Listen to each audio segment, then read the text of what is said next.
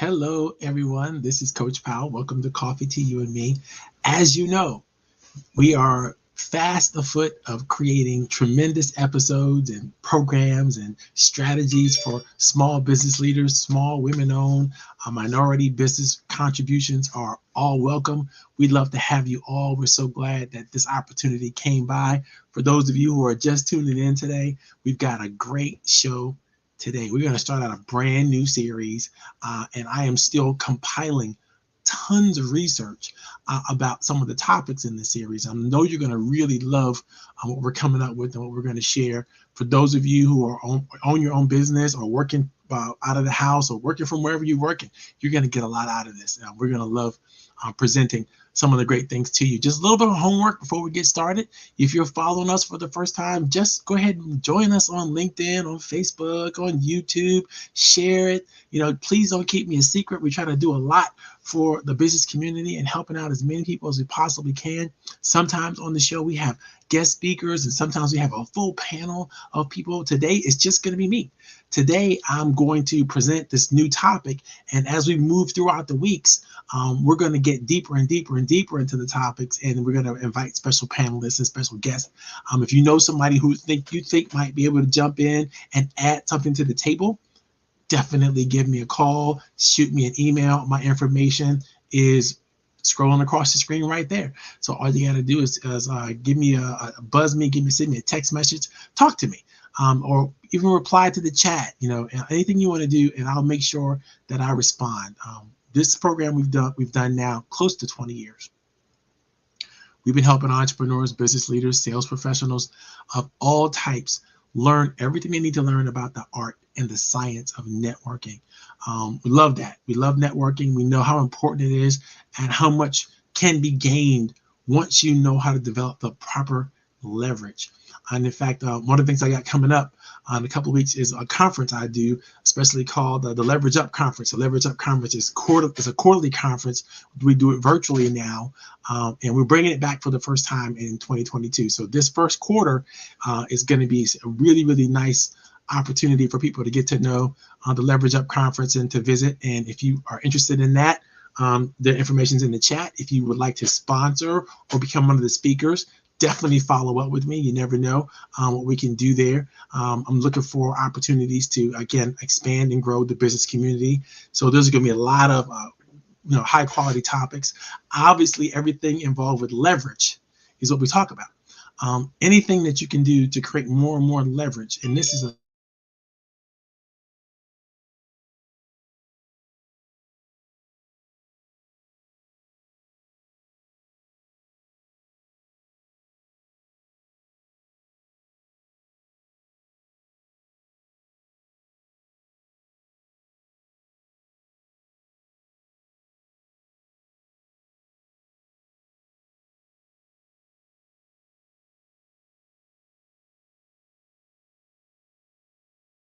we can, because this is not supposed to happen, and I do not have time for this today. What's going on here? Let's see if I can't fix this.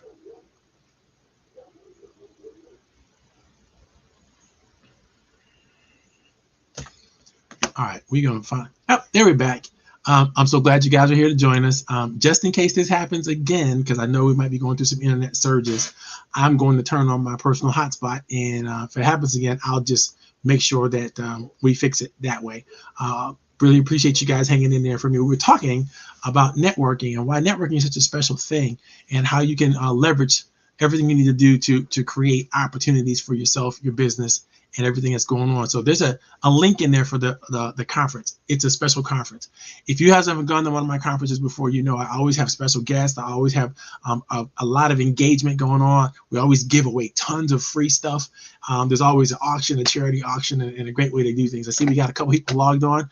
No matter where you're coming from, do me a favor and tell us where you're coming from. Put it in the chat. If you're coming from out of town, if you're coming from a different space, a different place, it doesn't matter. Tell us where you're coming from. Tell us who you are. Tell us about your business, and we'll make sure that we give you a shout out, promote you a little bit, and we'll have a good time with that. Okay, today's topic is, again, super special. We're beginning a brand new series. The series today is all about understanding the connection between mindfulness and performance.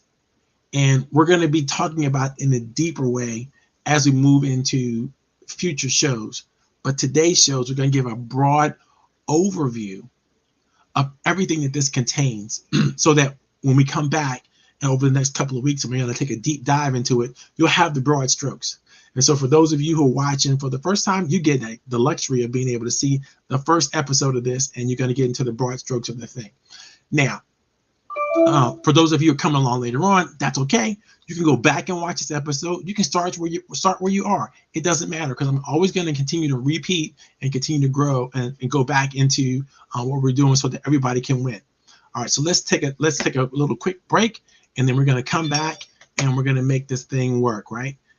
So let me see if I can play there we go.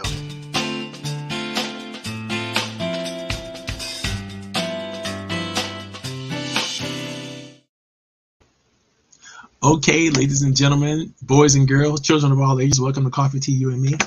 This is Coach Powell. I love working with all of you all. I see my brother, Dr. Carlos Capel, is out there. It is so good that you're here. My brother, my friend, my client.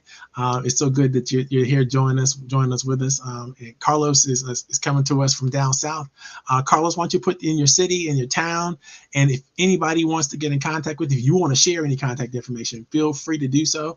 As we're going through the topic, if you have a question or something to add, feel free to do that, and we'll give you a shout out and make sure everybody knows who you are. He's just literally one of my favorite people. I'm so glad to have him on the show today. It's good to see you guys out there.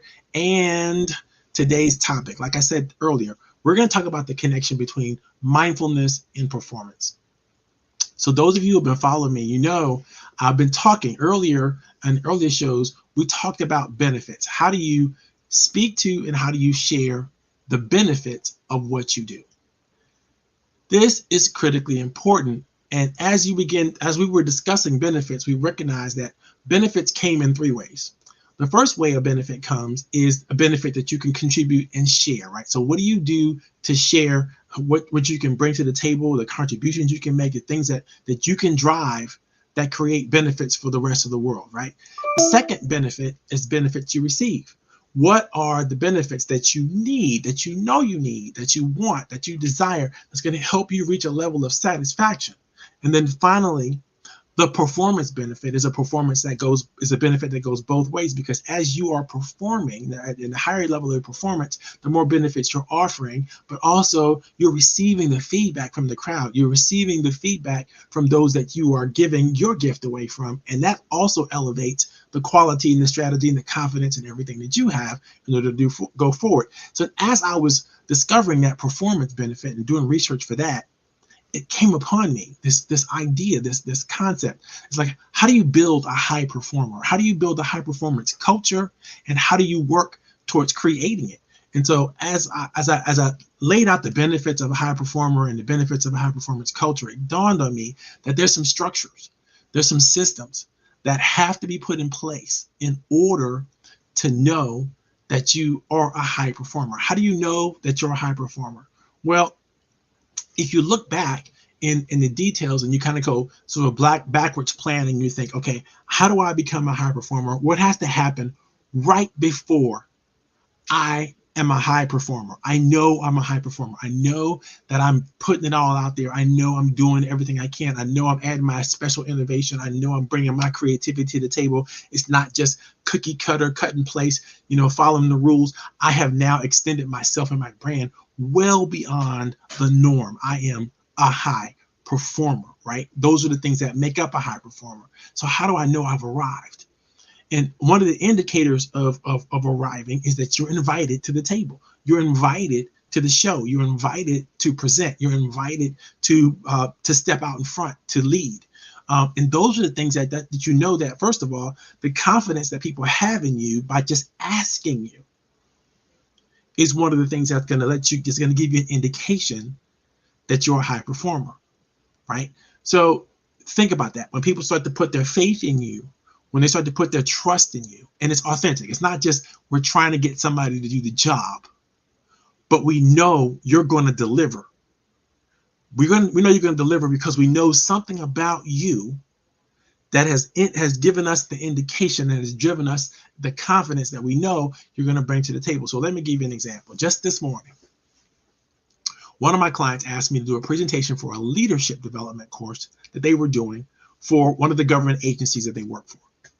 And they happened to be at one of the part of the cohort to leadership development course.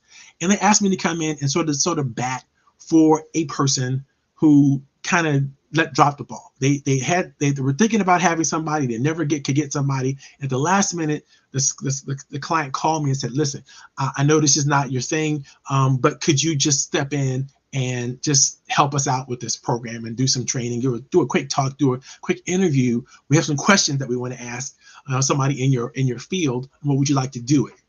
And so I said at the time, I was like, okay, this is a stretch, but this is also one of my customers, one of my clients showing enough confidence in me that she's going to invite me to present in front of her agency and her colleagues in her agency. And I thought to myself, okay, this is something that you got to do now. As an introvert, I don't typically look to reach out to be a speaker, to be a trainer. I mean, although I have the skills to do that kind of personal, professional development work, I don't really like to get in front of people and talk. It's not my thing. I can do it, but it doesn't light me up. It doesn't make me feel good because I'm more of an introvert. I'm more of a back of the envelope. I want to sit down. I want to figure out all the details and the structures and so on and so forth. And you'll see about that in a couple seconds when I talk to you about it, right? So it's very, very, very important for me to know that I can bring something of value in wherever I'm going and whatever I'm sharing and whatever I'm talking to, whoever I'm working with. So because I want to be a high performer. I want to leave it all on the floor. I want to make sure that everybody knows I gave it my best and I held nothing back. No matter what I'm doing, no matter where I'm going, it's a high thing. It's a value for me, right? So now, how do I know I did it? Well, sometimes before you get a chance to perform. And sometimes while you're performing. And sometimes after you perform. So while I was doing the talk, while I was answering the questions, while I was responding to the feedback that they were giving me and sharing with me, I started to realize that this is really working. This is really going really well. I mean, I had some thoughts in my mind about how I wanted things to go, but I could see on the faces of the people that I was presenting to that things were going really, really well. And I thought, wow, this is good. I'm having a great time. I'm enjoying myself. People are enjoying me. This is the response I love to have. I'm getting the feedback I need to get. I'm getting the head nods and the amens and the attaboys and all the things that are making me feel more confident in the things that I'm saying. And it's validating what I'm doing, right? It's making me feel, again, like I am the high performer that I want to be, or at least that I think that I'm being, right? But then, miracle upon miracles. After the program was over, we said goodbye. Everybody said, we had a great time. It was joyful, blah, blah, blah. We said goodbye. And a couple of minutes later, I get a call from my client. She says, oh my God, you made me look so good. Thank you so much. Everybody enjoyed you. Everybody wants to reach out to you. They want to hire you. And now they want to put you forth as one of the commencement speakers for our program. So I couldn't be happier. I couldn't be more proud of this opportunity because not only I'm sure I'm going to get at least 2 or 3 clients out of it, but that's not the thing. That's not the reason why I did it. And so because I went in without that reason, guess what I got? I got that. And I got an opportunity probably to bid on another contract to be the speaker at the final of their cohort, final of their program. All this is because of one reason. I already planned and I already practiced, I already rehearsed to do my best, to give that came before. I gave it my best. I decided to give it my best. I got up this morning to give it my best. I showed up authentically and in the moment, and I presented in that way. No PowerPoint slides, no boring decks, nothing for people to read or look at. It was just me talking, just like I'm talking to you just right now. But I did my homework. I did the research. I knew who I was talking to, and I knew what they were trying to accomplish, and I knew what I could bring to the table. At least I felt like I knew what I could bring to the table. Now I know I actually did bring everything I thought I could bring to the table and more. people were so excited. They start saying, we should have had you in our entire lecture series. Where have you been? And so then they're going to recommend me to, be a part of the training process. And I'm sure I'm going to get a lot more opportunities more than I can imagine out of this thing. So that's the thing. When you never know when you're delivering your performance of any type, no matter what it is, who's experiencing you. What is the moment that you're creating that's giving them an opportunity to think better about themselves? So you got to have that. You got to have that practice beforehand. But before you even get there, so you got to be satisfied with what you bring to the table. Satisfaction is key.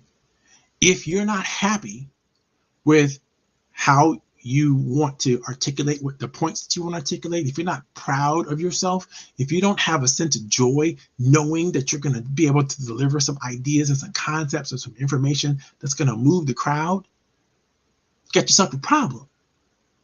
So right before you get to high performance, you got to get to personal satisfaction. You got to prove that you're worthy. You got to test your theories out with another audience, or maybe some other, your advisory council, or some other people that are going to see you and hear you and get some feedback from them, so that you know how to make adjustments. You know how to pivot when you need to. You know how to answer the tough questions.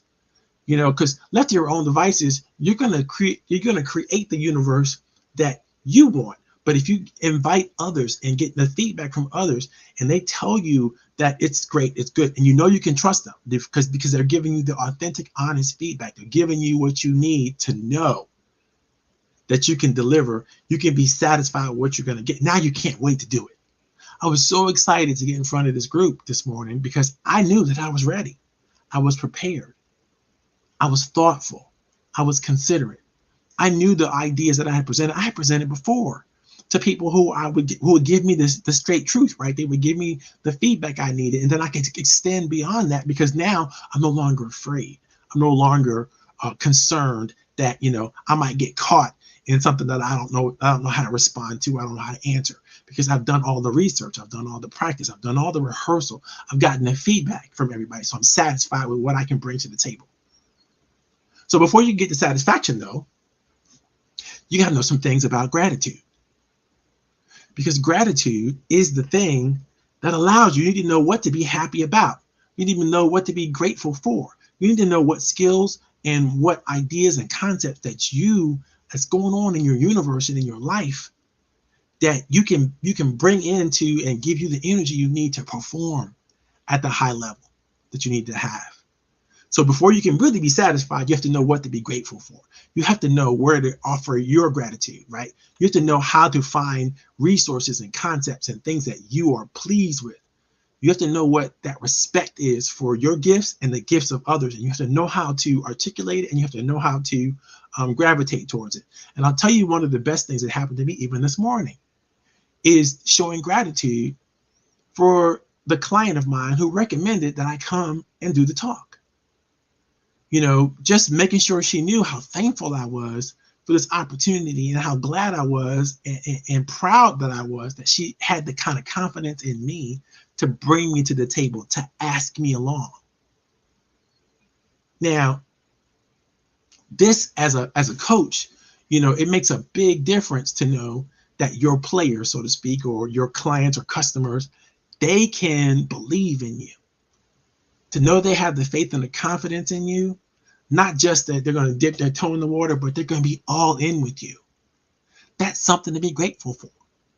And that's something you don't hold off until later on and say, oh, you gotta show up and thank you so very much, and let me write a thank you card, or let me send you some chocolates or some flowers or something at the end of the thing. That's great, that's wonderful. But when you can publicly display the joy and the pleasure and the passion that somebody else has shared with you in terms of giving you the opportunity to even be, to even do, to even exist in the space, that's something that shows that you understand. It's something in your character that understands and is well developed, and it gives you the opportunity to give them what they need. Because I know that when my client asked me to do this program, that they were desperate. They were in need of somebody who was to come in and help them. And they were, they weren't even, dreaming or imagining that the program would go so well and things that happen would be so amazing that they could love it and participated in it so much. And so that was very, very important. So first thing, you got to know, if you're doing your backwards planning, right, you got to figure out how to get to satisfaction. Before you get to satisfaction, you got to figure out how to get to gratitude. Now, there's a thing that's going to help you get to gratitude. And you got to understand, if you do not get this, you will not be able to become grateful, which means you won't be satisfied, which means you won't deliver a high performance. If you don't understand what mindfulness really is all about and how to use it, it's going to be hard for you to find the grace. It's going to be hard for you to look into the universe and see all the wonderful things that are happening, all the wonderful things that are possible, all the gifts you already have, and what they could mean for you and your trajectory forward if you were to exercise them, if you were to work them out, if you were to figure out how to take your talents and gifts and use other people's resources, right, to move your talents and gifts into a space where they could truly be appreciated. You haven't figured out that mindfulness thing, right? You can't do it if you're not aware of really who you are, what your values are, what your principles are, what you bring to the table, how you can manifest whatever it is that you want to manifest. If you're not good at this, you're gonna have a problem.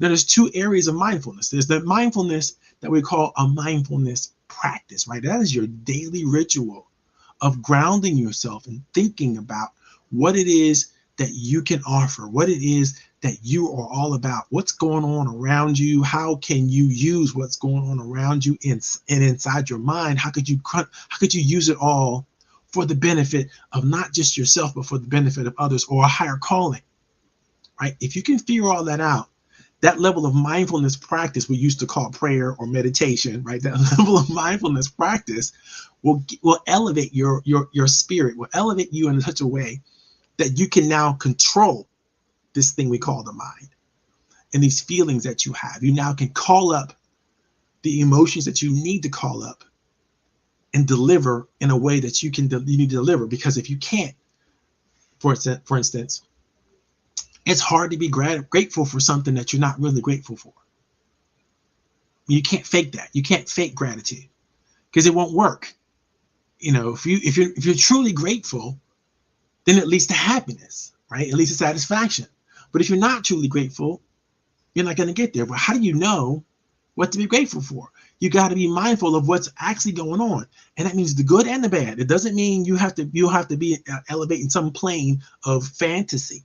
We're talking about being aware of truly what's happening in a way that you can now pick and choose what's good, what you like, and then pick and choose how you want to feel about all the good things that you can see and feel and experience in your life. It requires practice because we're so bombarded with so many negative images and negative thoughts and negative ideas. And it's easy to see the negatives. Our brains are hardwired to accept, to understand, and to believe in the negative things. And so we internalize all that. We take it all in, and so we can't see the positive things. It takes practice to turn that negative noise down and turn up the positive energy. It takes a lot of rehearsal. Now, I'm going to get into this in future weeks, but yogi masters, studies show they spent 65,000 hours of practice so they can learn to control their heart rate, right? So they can have such a great mind-body connection. They have control over their body and their organs and the systems of their bodies, which it's an incredible gift to be able to do that. But look at what it takes. It takes 65,000 hours of meditation. Who has 65,000 hours? None of us. We don't have 60. Not in the Western societies. Not in the modern world. Nobody has the time to sit down and think and meditate for 65,000 hours. Over a period of 10 years or however much time that takes to do. Right? We don't have it, but we do have a few minutes every day. we do have a few minutes every day. We can just sit and quiet ourselves and quiet our minds, turn off the news, turn off the radio, turn off the email system, turn off the phones, turn off anything that could distract you. Make it a habit and spend, I call these cooling breaths, right? And this is not something that I invented, but this is something that we're going to go into it in next week's program. But this is a strategy you can use to recenter yourself, to recapture and reorganize your thoughts and get yourself into a position to call it a cognitive reset, right? If you can learn the right breathing techniques and you can learn the right visualization practices, you can drop all the stress, all of the things that are happening in your world right now. You can put that aside and just focusing inward on your breathing and focusing inward on your posture, focusing inward on what's going on in your body, your experiences, and start to tune into you. And then once you learn to tune into you, you learn to control you in such a way that you can present you and everything that's truly what you want to present in you, the authentic you that you want to share with the rest of the world can come out because you're mindful and you're in control and you understand how your feelings can integrate and associate with others. So you're using this mindfulness practice, you're using this opportunity to grow yourself and to grow others. So let's recap. If you truly want to get to high performance, right? You can't do it without satisfaction. You can't do it without happiness. We already know happy people perform the best, right? But people aren't happy just because they want to be happy. They're happy because they've done the work. They're happy because they have discovered what there is in the world, what there is in life to be grateful for, right? And people who are grateful, they're not just grateful. They weren't just born that way. Most of us have to work at this. We have to work at turning off the negative parts of our mind and seeing the positive things and focusing on the positive energy and seeing the glass as half full all the time, right? And when we learn to do that, how do we learn to do that? We can only learn to do that when we start paying attention to ourselves, paying attention to what's going on in our minds and our hearts, our bodies, paying attention to what's going on around us with the people that we love, with the atmospheres that we belong to. We become mindful of that. So first you got to work on being mindful. Then you got to work on finding the things that you need to show and appreciate and really, really give respect and gratitude for. Then you got to move into that. If you take those things and leave the negative alone and take the positives, guess what? You're going to be happy. You're going to be more satisfied. And when you can do that, you can perform. You can put whatever energies you need to put into the practice, the rehearsal, anything you have to do so that when you perform, whatever it is that you have to perform, whatever task, whatever role, whatever assignment, you can do this now at a high level. Now, this has nothing to do with what we typically think of as management science or leadership science, because we typically don't think about emotions and feelings and the things that go into making a truly great leader. But this is what it is. If you want to be a great high performer, if you want to be a standout in what you do, you want people to look at you and go, wow. You got to first be mindful of who you are and what you bring to the table. Once you figure that out, you're going to find out what you have to be grateful for. And then once you start looking at what you really truly have to be grateful for, you're going to find a level of satisfaction and happiness that doesn't exist outside of you, but exists inside of you. You can become in control of that thing. And then later on, as you're practicing, as you're rehearsing, you're performing, you're getting feedback from other people, you're learning to appreciate all the things and all the things that people are pouring into you and using it all in order for you to elevate your level of performance. This is the greatest gift that you can give to yourself. The greatest gift you can give to others is to be a performer, not just a producer, but a high performer. And there is a difference. A producer is systematic. A producer can be managed. A producer is input, output. It's information in, information out. It's controlling the data, manipulating the resources, and then coming out with it. But a high performer adds a special flavor to it. You add your character to that performance. You add the gifts of your ancestors to that performance. You add who you are where you come from, your social, your economic, your political culture, all comes with you as you perform. And people get to know a little bit about you. They get to see a little bit about, what you're all about. And you get to align what you're doing with your destiny, with your purpose, with your mission, with your passion. And it all comes together, and it gets applauded. It gets accepted. It gets moved on to whatever comes next. Now, the trick you have to understand, and I teach this to all my friends, my associates, my coaches, my consultants, people I work with all the time, is you can use all these tools that we teach you for good. You can use them to elevate yourself and elevate others, and find your moment in the sun, right? You can use all this great gifting to do that, all right? But you can also use it to manipulate and control others.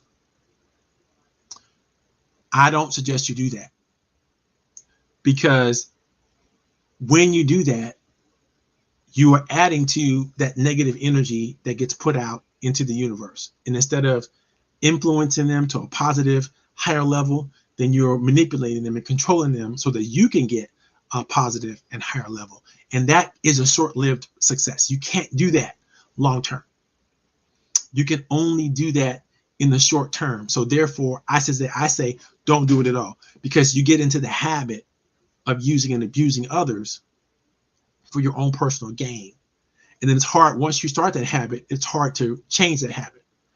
Many of you out there right now are experiencing what we call the Great Resignation.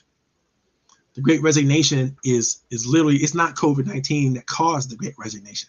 COVID-19 was just the straw that broke the camel's back for so many people. They just decided that this is it. This is the last time. I'm not doing this anymore.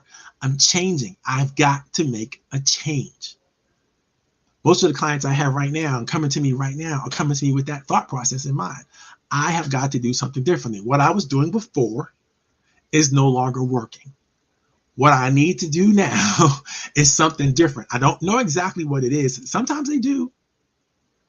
They don't know exactly what it is, but whatever it is, it's got to be different than what that was. And I'll tell you, if you want to elevate your game, if you want to become a high performer, you've got to figure out, first of all, where you want to go, what you want to do. And simultaneously, you've got to figure out what you want to let go of. Because you can't reach for that and hold on to this. You can't do it. You gotta ask yourself the question, where am I going? Why do I want to go there? How do I want to go there? What am I going to do to get there? And what am I going to sacrifice?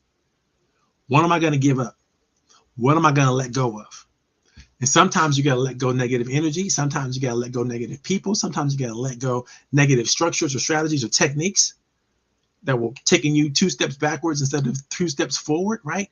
But once you start to get in the rhythm of doing the right thing at the right pace with the right people at the right time, and you start to get that balance going, you start to get that rhythm going, all of a sudden you find yourself accelerating, moving forward fast in places that you would have never experienced or imagined.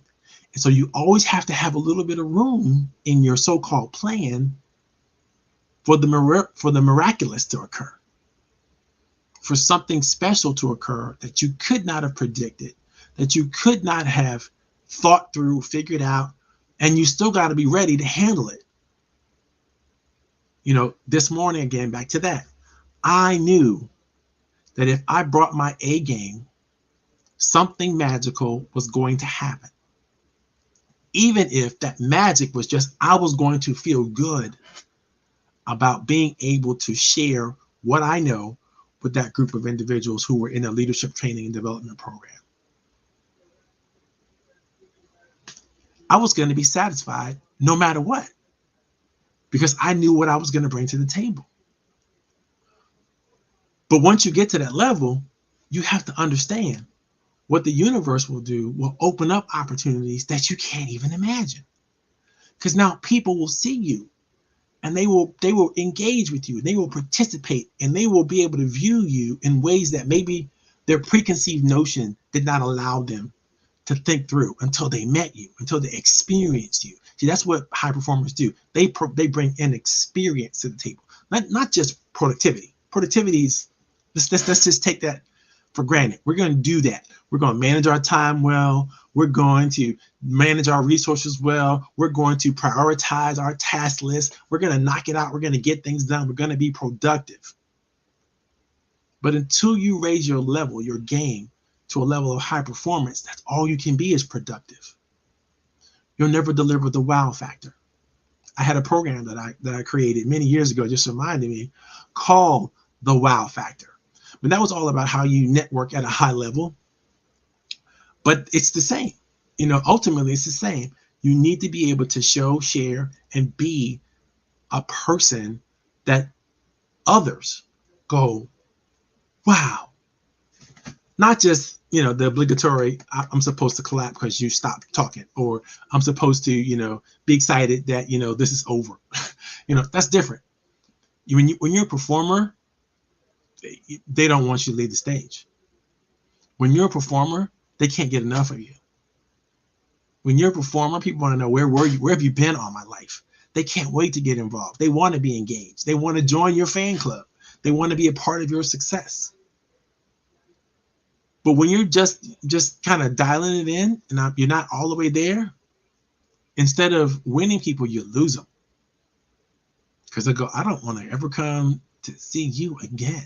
If you ever get a chance to present or think about an idea or share something, it's going to be not you, not again. I can't take it. I don't know who could take it. It's not going to be me, not today. So if you follow with the series, we're going to break down every single week, every element that I just talked about. We're going to break down mindfulness, how you use it, how do you grow it, how do you share it. We're going to break down gratitude. How do you find out what it is? How do you work with it? How do you use it in a way that's going to elevate yourself and others? Then we're going to break down happiness, satisfaction, joy, pleasure. What is that all about? And how do you cognitively deal with it without going into getting your head blown up and falling into the trap that a lot of people fall into when they start winning. When they start winning, they start thinking that all they're ever going to do is win, and that all they're ever going to be is successful. And then when they're not successful, when the same tricks don't work anymore, now they fall down. How do you sustain the level of satisfaction? We're going to talk about that.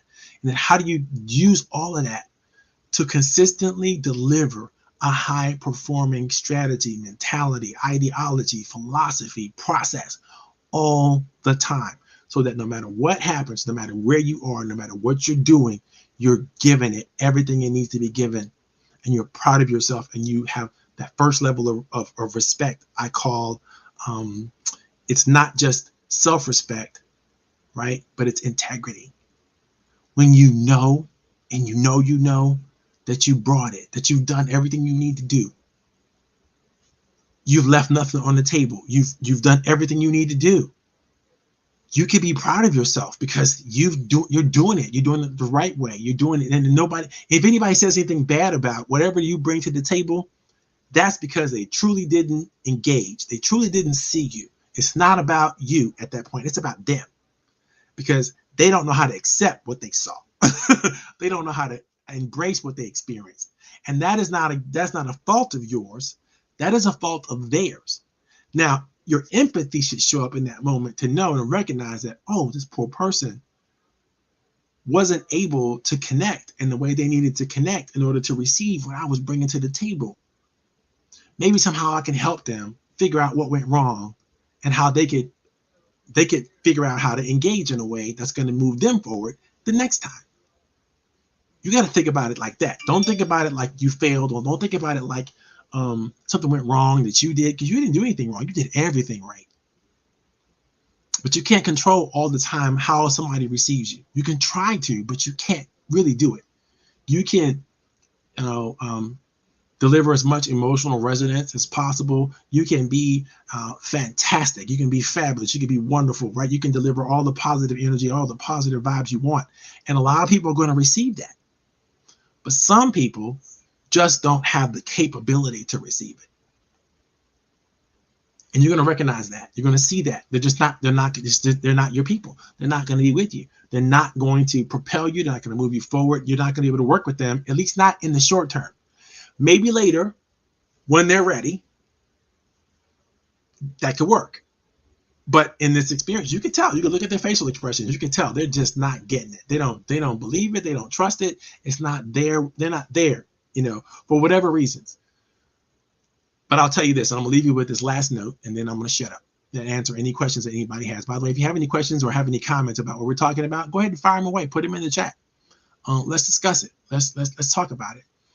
The last thing I wanted to mention was the simple fact that you can't win everybody all the time. And so I always advise you to plan to win with the right people. If you don't have a top 10 list of people that that if you were to win their hearts and minds and they were to make the decision to jump on board with what you do, they could single-handedly help you make big leaps in your growth and development. There's nobody who does it on their own. Nobody does it by themselves. Everybody has a team. Everybody has people that they care about, people who care about them and are giving them the right advice, the right support, the right structures in order to move whatever they move in their lives forward. There's none of us are by ourselves. So that means we are all accountable and responsible for each other. I want you to think about that. Every time you don't bring your A game with another person, you may be doing them hurt and damage that you don't even know. They might never tell you. And so to prevent that, what you need to do is always bring your A game. And if you find out that people are misperceiving you, because it's their choice, then you might want to inquire as to what happened so that you can figure out what to do best. You might want to get their feedback specifically so you can figure out what to do next. But you can't dwell on it. And even if they give you the feedback, and if it's negative feedback, don't let that phase you, because it won't, by the way. If you've done all the work that I suggest you do, this won't phase you. Somebody gives you some negative feedback and it'll roll right off your back because you recognize that they're just not ready. They're just not your people. It's just not the time for them. All right, boys and girls. That's our topic today. That's what we're going to do. We're going to keep it short and brief because I just wanted to introduce this concept we're going to get into for the next couple of weeks. Do me a favor. Please, please, please, please. If you saw this episode, you want to share it with somebody, go ahead and share it. Go ahead and give it to somebody who you think might benefit from it, might benefit from the series, so they can start watching it. Because I'm going to start dropping, a ton of illustrations and all kinds of benefits and plans and parties and all kinds of stuff I'm going to be sharing with everybody coming forward. So make sure, again, don't keep me a secret. I need you to share this as much with as many people as you possibly can. And I'm going to throw this event out here one more time. For those of you who have the opportunity, please come to the Leverage Up event. Please share the Leverage Up event. This is going to be a fantastic time for anybody who's thinking about being in business, anybody who wants to grow themselves in some of the ways we talked about earlier. We're going to talk about how to leverage everything, how to create more in your life. And I got tons of speakers and tons of guest presenters that are going to be coming by. It's going to be lots of fun. So please, if you can, come on out. If you can't, just share it with as many people as you possibly can. It's going to be a lot of fun. It's going to be virtual. Nobody has to do anything. And, so my clients, by the way, you guys are getting there for free. So just let me know you want your invite, and I will make sure you have a special code for my Coach Powell clients. All right. Love you guys. And I had a great time, and we're out of here. I don't see any questions in the chat, so we're gonna keep this party going. I hope that you had a great time. I know I did. We've been at this for about 44 minutes. It's probably one of the shortest shows I've done in a long time, but I get to record this and repost this. So have a great time, guys. Again, if you want to come to the Leverage Up conference in a couple of weeks, definitely hit the links that you'll see in the chats, and we'll have a good time. We'll see you then. Ciao.